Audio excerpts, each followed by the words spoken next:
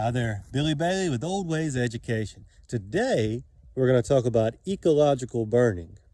And you say, well, ecological burning, like fire, isn't that bad? No. A roaring wildfire, or a home, or a structural fire, or something like that, of course, is bad. However, this is a prescribed or controlled burn. You'll often hear them called ecological burns. You say, well, why would you set the woods on fire? Well, there's a few reasons. Number one, it's a safety thing. So what happens if somebody throws a cigarette butt out a window or lightning strikes or something like that and catches the woods on fire, if it's a very thick, heavy vegetative mass of the forest, it's going to create a wildfire. And that's when you start having the safety concerns with homes and things in the path of the fire. So as a land manager, if you implement controlled or prescribed burning, where you have adequate weather conditions and resources available, you can safely burn it out. And if it ever does catch on fire through something like a cigarette butt being thrown out or something like that, it's a very low intensity, slow fire, not those raging fires like what you see on TV. So it's a safety thing that many agencies implement. It's also natural. Prior to human development, such as roads and bridges and golf courses and hotels, lightning would strike a pine tree and catch the woods on fire, and there was pretty much nothing to stop it. It would burn for days and days at a time. Some of the earlier explorers in the 15th and 16th century described walking for days at a time through areas that had been burned by lightning strikes. Well, over time, plants and animals become adapted to this. Some actually require it. One example is the longleaf pine.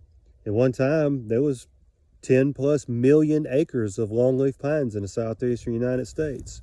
Well, what happened to them? Well, fire exclusion.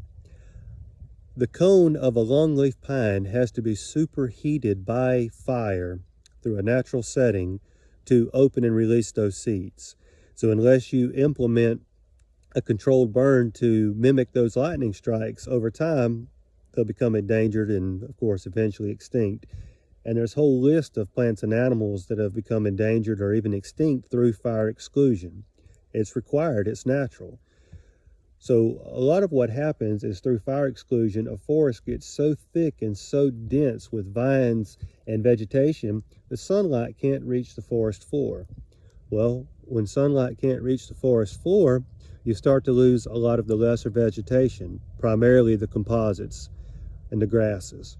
So the food source for many of the animals like turkey and quail. And people say, well, I remember there used to be quail everywhere.